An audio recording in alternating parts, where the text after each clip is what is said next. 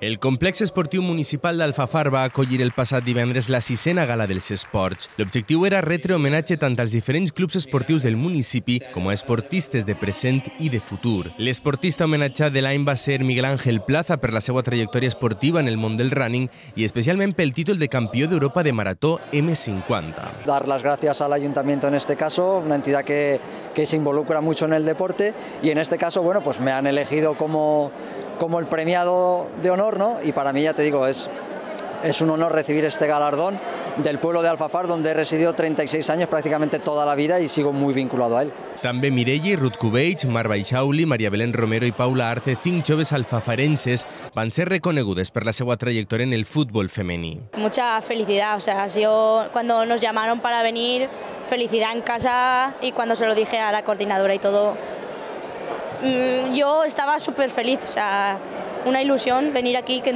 tu pueblo te llame para venir a este acto es un orgullo. La gala dels esports va ser un reconeixement al teixit associatiu esportiu d'Alfafar, tal i com va destacar l'alcalde Juan Ramón Atsuara.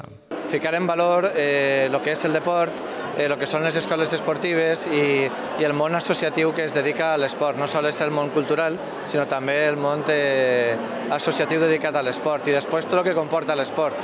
Valors, educació i valorar les persones més rellevants des de cada associació. La regidora d'Esports d'Alfafar va destacar la projecció del municipi a nivell mundial que realitza l'esportista Miguel Ángel Plaza. Tenemos pues eso, el gran honor de tener a un atleta en la categoría que él tiene y que pueda ir y pueda pues llevar el nombre de Alfafar allá donde va, pues claro, es un orgullo y es un placer. Alfafar continua donant suport a l'esport i als clubs i associacions esportives que ajuden a transmetre els valors de l'esforç i la vida saludable.